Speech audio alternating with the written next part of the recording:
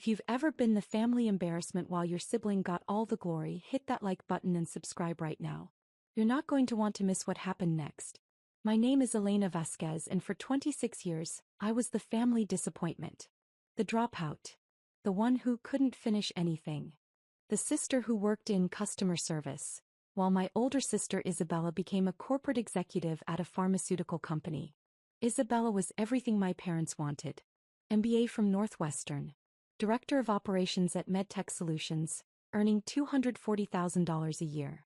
Engaged to Christopher Blackwell III, whose family owned a chain of private hospitals across Texas.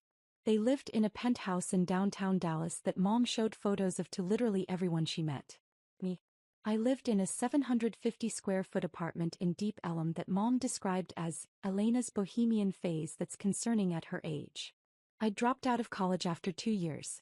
Couldn't handle the workload, Dad told people, his voice laden with disappointment. The truth was more complicated, but they never asked for it. The family hierarchy was established at every gathering. Isabella would discuss her latest product launch, her team management strategies, her networking at medical conferences. Christopher would talk about the Blackwell Family Foundation, their yacht club, their connections to state legislators. Me. When I mentioned my work, Mom would change the subject within 30 seconds. That's nice, dear. Isabella, tell everyone about the award you received. The award was always the conversation ender. Isabella had won Rising Star in Pharmaceutical Operations from some industry magazine. She'd had it framed, 3 copies. One in her office, one in her penthouse, one at Mom and Dad's house in the living room where everyone could see it. My parents' house had exactly 0 photos of me anywhere visible. They were all in a drawer in the guest room. I'd found them once while looking for extra blankets. The wedding planning started 18 months before the actual date. Isabella wanted perfection. A $380,000 ceremony at the Rosewood Mansion, 300 guests, designer dress, celebrity wedding planner. The Blackwell family was contributing $200,000. Mom and Dad mortgaged their house to pay for the rest. This is a once-in-a-lifetime event, Mom said, her eyes shining. Isabella deserves the wedding of her dreams. I was initially supposed to be a bridesmaid. Then I got downgraded to regular guest, when Isabella decided to only have her pharmaceutical colleagues in the wedding party, for the optics. Then 3 weeks before the wedding I got the text. I was in my apartment reviewing quarterly financials on my laptop when my phone buzzed. Elena, we need to talk about the wedding. Christopher's parents are very image conscious. They've been asking about our family. I think it's best if you don't come. You'd be more comfortable anyway. These aren't your kind of people. Hope you understand. Bella. I stared at the message for a long moment. Read it 3 times. Let the words sink in like stones in water. My own sister was uninviting me from her wedding. I typed back, understood. Nothing else. Just that one word. My phone rang immediately. Isabella. Elena, please don't be dramatic about this. I'm not being dramatic. You asked me not to come. I'm not coming. It's complicated. The Blackwells are connected to everyone in Dallas. Christopher's father golfs with the lieutenant governor. His mother is on the board of the Dallas Museum of Art. They have certain expectations. About what I do for a living. About presentation. About success. About, look, you work in customer service. You live in Deep Ellum. You drive a Honda Fit. Christopher's cousin is a state senator. His uncle owns a private equity firm. Can you understand why this might be awkward? Perfectly clear. Don't be like that. After the wedding, after things settle down, we'll do a family dinner. Just us. Sure, Bella. Enjoy your wedding. I hung up. Sat in the silence of my apartment. Looked around at my modest furniture, my small kitchen, my single bathroom that Isabella had once described as aggressively tiny. Then I opened my laptop and pulled up the calendar for the Austin Governor's Business Awards ceremony. It was scheduled for the same night as Isabella's wedding. April 15th. I'd been planning to skip the awards ceremony to attend the wedding. Not anymore. Here's what my family didn't know, what none of them had bothered to ask about in the 4 years since I'd dropped out. I didn't drop out because I couldn't handle the workload. I dropped out because I'd built something that couldn't wait. During my sophomore year at UT Austin, I'd noticed something. Every small business I talked to, restaurants, boutiques, service providers, was struggling with the same problem. They couldn't afford enterprise-level customer relationship management software. The cheap options were terrible. The good options cost $50,000 to $200,000 annually. So I built something in between. I taught myself to code. Spent every night for 8 months building a CRM platform specifically designed for small businesses. Cloud-based, intuitive interface. Priced at $99 to $299 monthly depending on features. Everything a small business needed, nothing they didn't. I called it Client Flow. I dropped out in 2020 to run it full-time. My parents thought I was throwing my life away. They didn't know I'd already signed my first 50 clients and was generating $8,000 monthly in recurring revenue. By 2021, Client Flow had 800 clients and was generating $180,000 monthly. By 2022, 3,200 clients and $640,000 monthly. By 2023, we'd hit 8,500 clients across the United States and were generating $1.9 million monthly, $22.8 million annually. I had a team of 24 people. A CFO who'd previously worked at Oracle. A head of sales who'd built 3 successful startups. A customer success team of 12 handling support tickets and onboarding. My company was valued at $87 million in our Series B funding round in January 2024. But I kept my apartment in Deep Ellum. Kept my Honda Fit. Kept showing up to family dinners in jeans and t-shirts while Isabella wore her designer suits. I worked from home most days, and when family asked what I did, I said customer service. Which was technically true. I was serving customers. Just also happened to own the company. I let them believe what they wanted to believe. Because I needed to know, would they love me without the success? Would they value me just for being Elena? The answer had always been obvious. But Isabella's text made it crystal clear. The Texas Governor's Business Awards were a big deal. Started 15 years ago to recognize young entrepreneurs who were creating jobs and driving innovation in the state. The under 30 category was particularly prestigious. Only 5 winners annually, selected from hundreds of nominees. I'd been nominated by one of my investors, a venture capitalist who sat on 3 corporate boards and had the governor's personal cell number. When I won, I'd initially planned to keep it quiet, attend the ceremony, accept the award, and let it fade into the background. But circumstances had changed.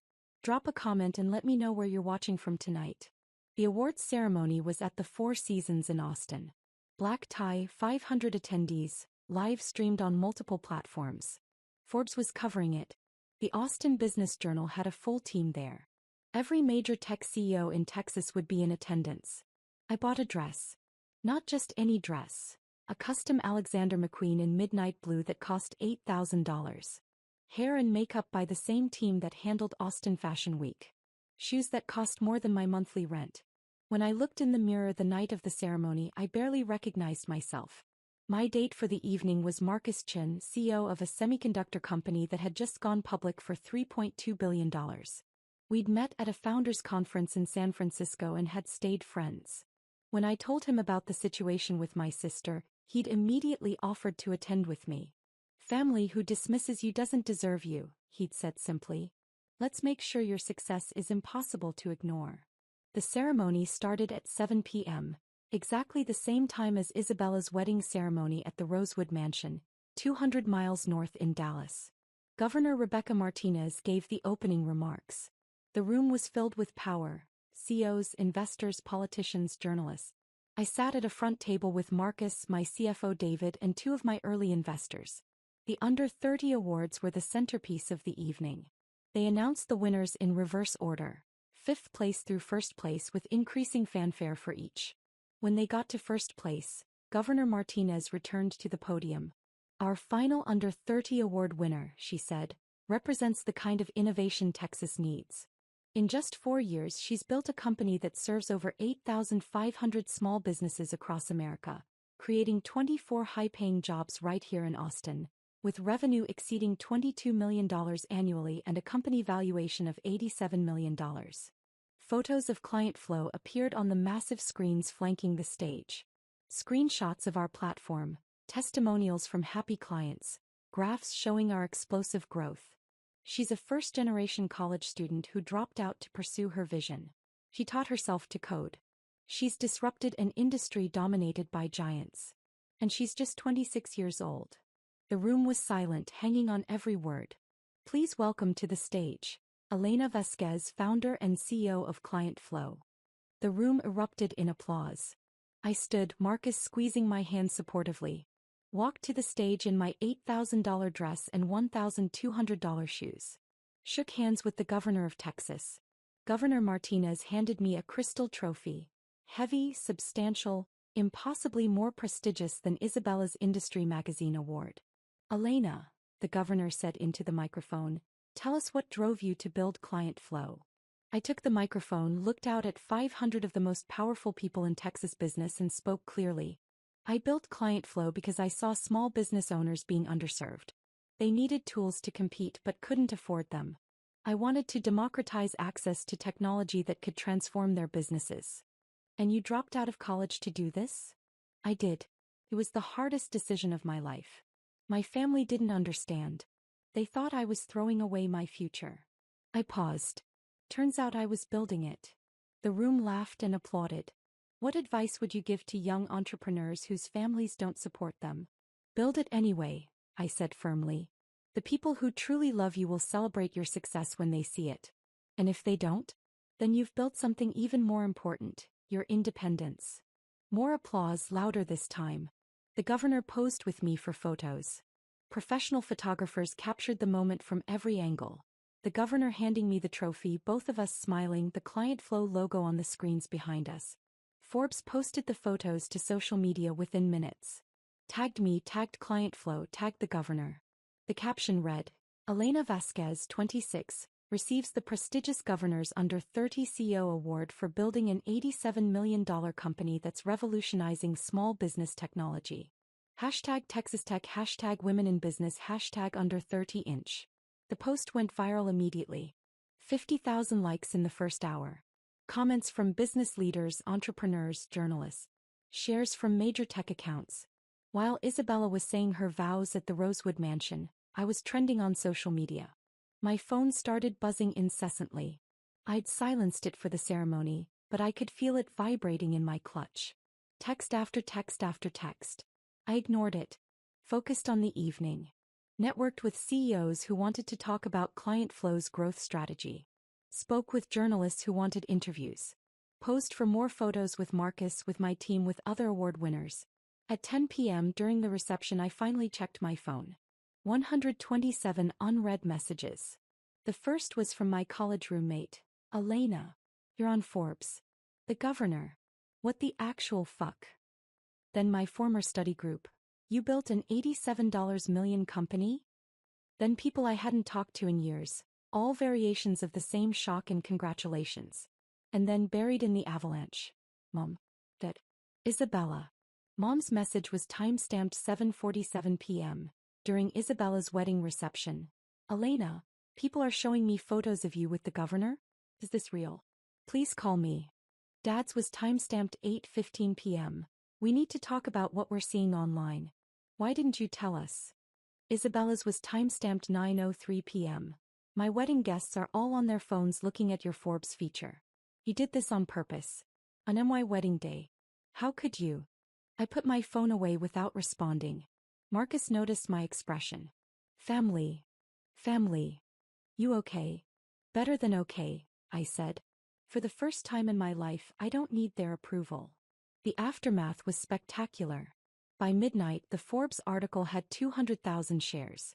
The photos of me with the governor were everywhere. Twitter, LinkedIn, Instagram, Facebook. Business publications were requesting interviews. Venture capital firms were emailing about Series C funding discussions. Client Flow's website traffic increased 847% overnight. We received 2,300 demo requests in 24 hours. Our sales team was overwhelmed. The Texas business community was small and interconnected. It took less than 48 hours for the news to reach Christopher's parents. Isabella called me Sunday afternoon, 2 days after her wedding. I was in my apartment, still in my Client Flow t-shirt and sweatpants, reviewing demo request prioritization with my sales team over Zoom. I let it ring. She called again. I declined the call. She texted, "We need to talk. Please." I replied. You uninvited me from your wedding because I'd embarrass you. What's left to talk about? I didn't know. You didn't know because you never asked. You assumed. Please, Elena. Christopher's parents saw the Forbes article. They're asking why you weren't at the wedding. They think we're in a fight. This is making us look bad. I stared at that message for a long moment. Then typed, not my problem. Enjoy your marriage. She didn't respond. Mom called an hour later. I answered mostly because I was curious. Elena Maria Vasquez, what is going on? Hi, Mom. Don't hi, Mom me.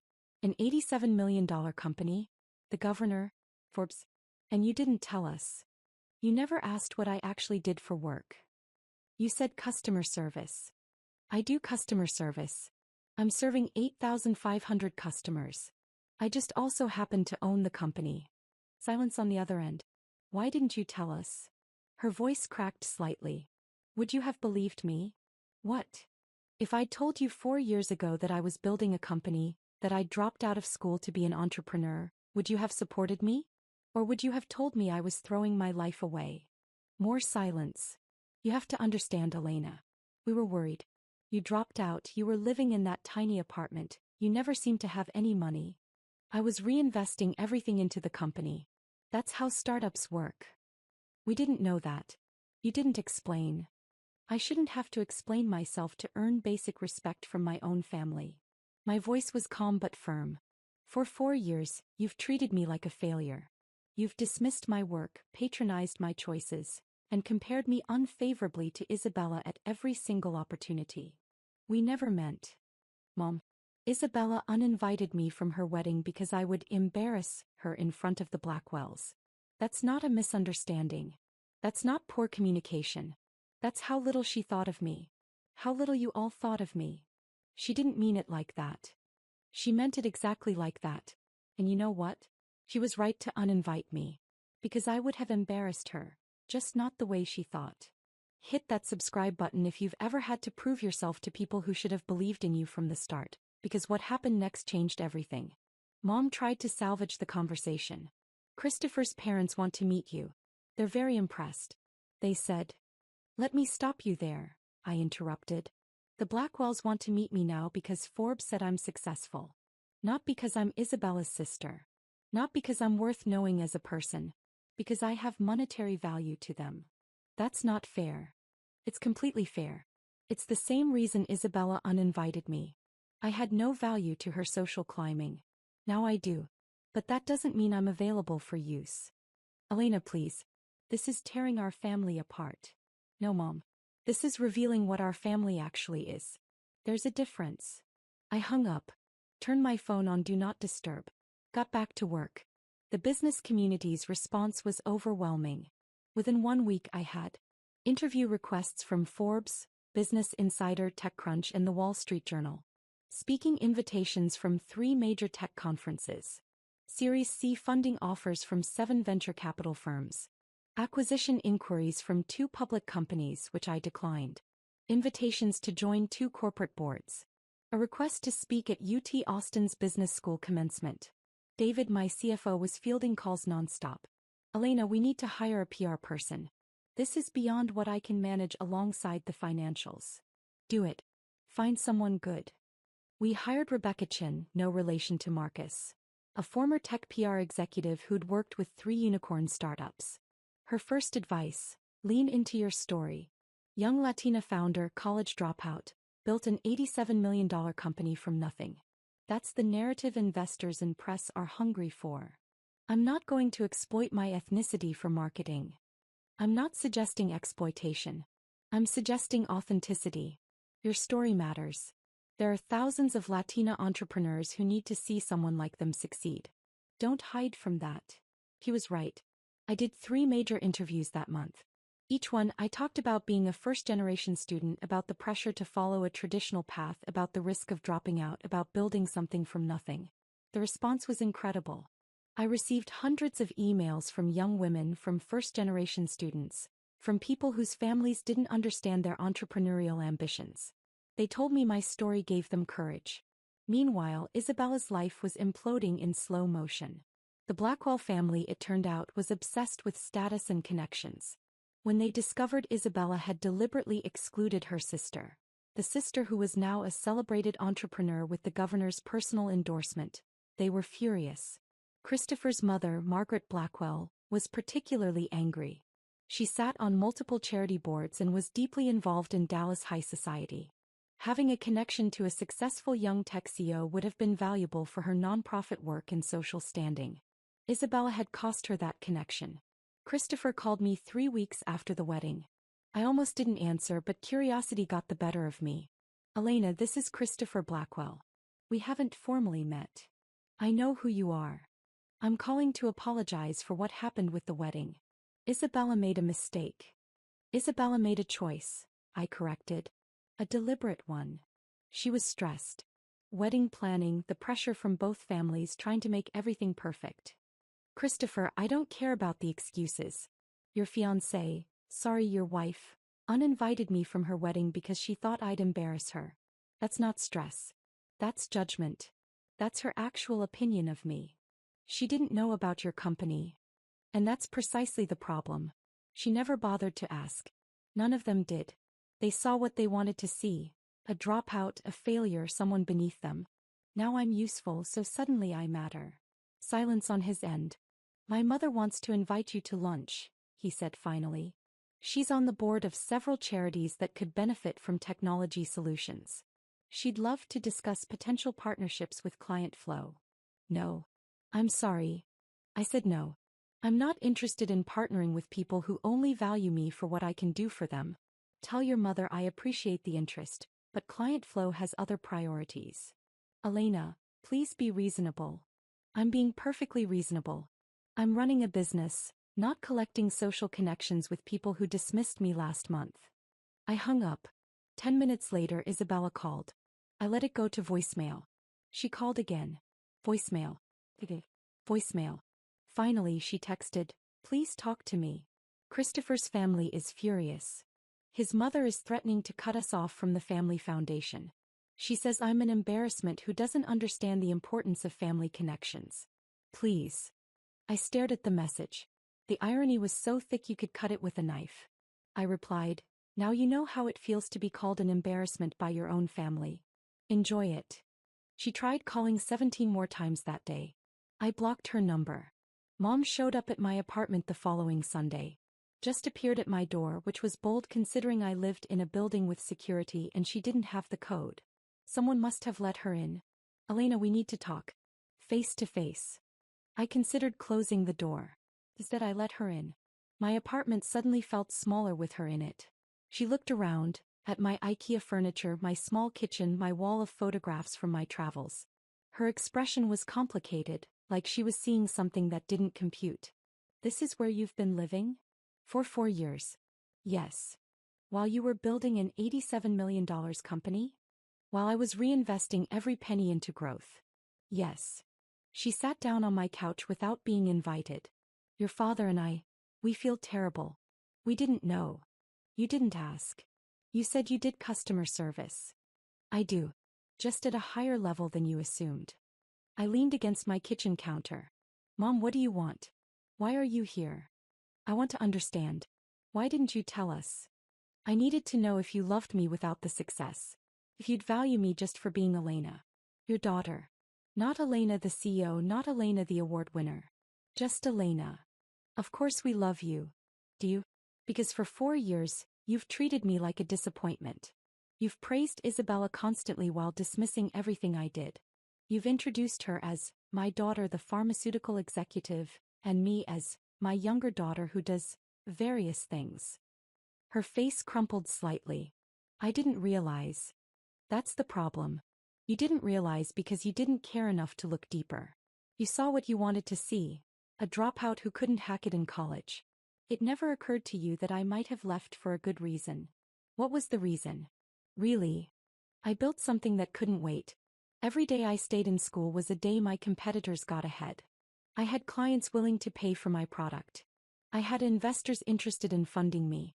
I had a window of opportunity that would close if I didn't act. So you dropped out. So I dropped out. And you've held it against me ever since. She looked down at her hands. Your father mortgaged the house for Isabella's wedding. I know. We couldn't have done that for you. We're tapped out now. When you get married, if you want a big wedding. Mom, I don't want a big wedding. And if I did, I'd pay for it myself. I can afford it. I paused. That's not why I'm upset. I'm upset because you valued Isabella's happiness enough to mortgage your house, but you couldn't be bothered to understand what I was building. We didn't know there was anything to understand. Because you never asked. You never showed genuine interest in my life. You never wanted to know what I actually did every day. You just assumed I was failing and left it at that. The silence stretched between us like a canyon. What do you want from us, Elena? What would make this right? I want you to understand that you can't undo 4 years of dismissiveness with one conversation. I want you to recognize that your love felt conditional, dependent on me meeting your expectations of success.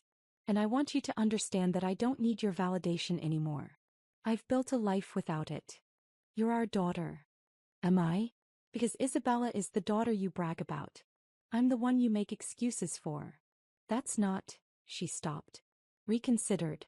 That was true. I can see that now. And I'm sorry. It was the first actual apology she'd offered. I need time, Mom. I need space to figure out what kind of relationship we can have going forward.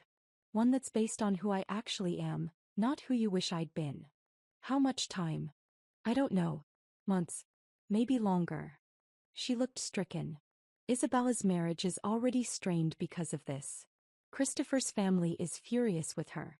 She's barely talking to us. And now you. Isabella's marriage is strained because she made a choice that backfired. That's not my responsibility to fix. She's your sister. She uninvited me from her wedding, Mom. She told me I'd embarrass her. That's not sisterly love. That's contempt. She's sorry. I'm sure she is. Sorry that it blew up in her face. Sorry that it's causing her social problems. But I don't think she's actually sorry for how she treated me. She's just sorry about the consequences. Mom stood up, her movements heavy. I should go. Yeah. At the door she turned back. Your father wants to see you. Will you consider having dinner with us? Eventually. Not yet. When? When I'm ready. When I trust that you want to see me, not just manage the situation. She left. I closed the door, leaned against it, and exhaled slowly. My phone buzzed. A text from Marcus. Saw your mom's car leaving your building. You okay? He'd been monitoring the situation, concerned about my family showing up unexpectedly. I'm okay. Standing my ground. Good. You deserve better. Don't settle for less. I smiled at the phone. Chosen family, I was learning, was often better than biological family. Over the next 3 months, the transformation was complete.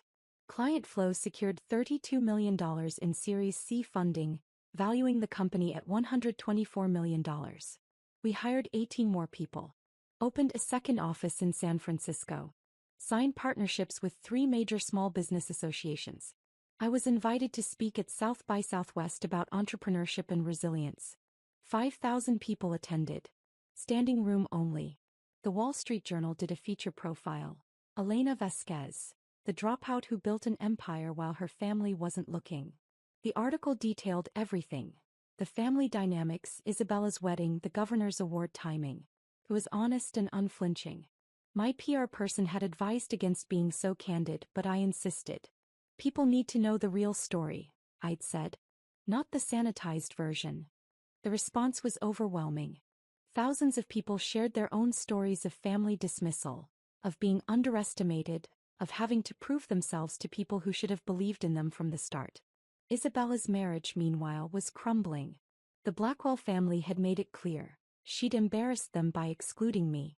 Margaret Blackwell had explicitly told her that family connections matter more than you realized, and you burned one of the most valuable ones. Christopher was caught between his wife and his family. The stress was destroying their relationship.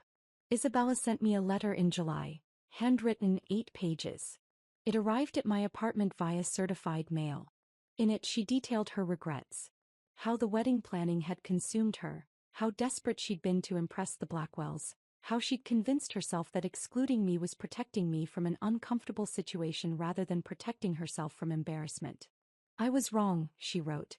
I was cruel. I was so focused on impressing people who didn't matter that I destroyed my relationship with someone who should have mattered most. I don't expect forgiveness. I don't deserve it. But I need you to know I see what I did. I see what I destroyed. And I'm sorry. I read the letter 3 times. Sat with it for a week. Thought about what kind of relationship, if any, I wanted with her going forward. Eventually I wrote back. 1 page. I appreciate your apology. I believe you're sorry. But sorry doesn't undo the damage or rebuild trust. I need time to determine if we can have a relationship that's based on mutual respect, not just guilt and obligation. Maybe someday we can get there. Not today. I didn't hear from her again for months. In September, 6 months after the awards ceremony, I bought a house. A beautiful modern home in Travis Heights with 3 bedrooms, a home office, and a studio space for the photography hobby I'd maintained throughout everything. Floor-to-ceiling windows, a view of downtown Austin, 2,800 square feet of peace and light. Cost $1.4 million. I paid cash. My parents found out through Facebook. I'd posted a photo with the caption, "New chapter," showing my living room view. Dad called. We hadn't spoken since the awards ceremony aftermath. "Elena, can we talk?" "We're talking. I mean really talk. In person." "Why?" "Because I owe you an apology. A real one. And I can't do it over the phone." Something in his voice was different. Smaller maybe. More honest. "Hey, coffee." "Public place. 1 hour." "Thank you." We met at a cafe in South Congress. Dad showed up looking older than I remembered, wearing jeans and a polo instead of his usual business casual. He ordered coffee, waited until we sat down, and then said something I'd never heard from him before. "I failed you." I said nothing. Let him continue. "I projected my own fears onto you. I built my business the traditional way, college, MBA, corporate job, then entrepreneurship. When you dropped out, I saw it as recklessness, as failure, as you throwing away opportunities I'd worked so hard to give you. I didn't throw anything away. I know that now. But I didn't know it then. And instead of asking, instead of trusting you, I judged you." His hands gripped his coffee cup. "Your mother and I both did. We treated Isabella like she was succeeding and you like you were failing. And the whole time you were building something extraordinary. I was. And you never noticed. We never looked. That's worse." He met my eyes. "I'm not asking for immediate forgiveness. I'm not asking you to forget 4 years of disappointment and dismissiveness. I'm just asking for a chance to build something new. A relationship based on who you actually are, not who I thought you should be." That's exactly what I told Mom. She told me. She said you needed time and space. I'm here to say, take all the time you need. But please don't close the door completely. Leave it open a crack. Let me prove I can do better. I studied him. Looked for signs of manipulation, of self-interest. Found only genuine regret. "Okay," I said finally. 1 coffee every month. Just like this. Public place, 1 hour. We get to know each other. Really know each other. No assumptions, no judgments. I'll take it. We've been meeting monthly since then. Slowly, carefully, we're building something that might eventually resemble a healthy father-daughter relationship. It's not what either of us imagined, but it's honest. If you've ever had to walk away to save yourself, tell me your story in the comments. Does any of this feel familiar? What would you have done? Isabella and Christopher separated in December, 8 months after their $380,000 wedding. The marriage lasted less than a year. The Blackwell family's pressure, combined with Christopher's resentment of Isabella's strategic error, made the relationship unsustainable. Isabella moved back in with our parents. She's in therapy now, working through her role in the family dynamics and her own choices. We've exchanged a few texts, brief, cordial, nothing substantial. I'm not ready for more than that. Maybe someday. Mom and I have coffee occasionally. The relationship is careful, bounded, but improving. She's making an effort to understand my work, to ask genuine questions, to listen instead of judge. Client flow hit $42 million in annual revenue last quarter. We're on track for $50 million this year. The company is thriving, growing, succeeding beyond my original projections. But the real success isn't the money or the valuation or the awards. The real success is knowing my worth independent of their approval. Building a life that's authentically mine. Surrounding myself with people who saw my value from the beginning. Marcus, David, my team, my real friends. Last month I was invited to speak at UT Austin's business school, the school I'd dropped out of 6 years ago. 500 students attended. The dean introduced me as one of our most successful entrepreneurs, who had the courage to leave before we finished teaching her. The room laughed. I smiled. During the Q&A, a young woman raised her hand. How did you handle your family not supporting you? I thought about Isabella's text. About mom's dismissiveness. About dad's disappointment. About 4 years of being treated like a failure while building an empire. I built it anyway, I said simply. The people who truly love you will celebrate your success when they see it. And if they don't? Then you've built something even more important than a company. You've built your independence. The room erupted in applause. After the speech, dozens of students wanted to talk, to share their own stories of unsupportive families, to ask advice about taking risks their parents didn't understand. I stayed for 2 hours talking to each one, sharing what I'd learned. Because here's the truth they don't tell you about success. It's not about proving yourself to people who doubted you. It's about building something so authentic, so true to yourself, that their doubt becomes irrelevant. Isabella thought I'd embarrass her at her wedding. In a way she was right. Just not the way she imagined. While she was performing for the Blackwells, I was receiving recognition from the governor. While she was trying to impress people who didn't matter, I was building something that would outlast all of their opinions. The greatest revenge isn't proving them wrong. It's building a life so fulfilling that their approval becomes unnecessary. I'm 28 now. Client flow is valued at $124 million in climbing. I own a beautiful home. I have genuine friendships. I'm building relationships with my parents based on honesty instead of performance. And Isabella? She's figuring out who she is without the Blackwell family approval, without her executive title she quit after the separation, without the validation she'd built her identity around. Maybe she'll find herself. Maybe we'll eventually rebuild our relationship. Maybe not. Either way, I'm okay. Because I learned the most important lesson of all. Your worth doesn't come from family approval or societal validation or impressive titles. Your worth comes from building something true, something yours, something that reflects who you actually are. And no one, not family, not in-laws, not anyone, can take that away from you. The trophy from the governor sits on my desk. Not because it proves anything to anyone else, but because it reminds me, I built this. On my own terms. Without permission. Without approval. And it was worth every single second of being underestimated.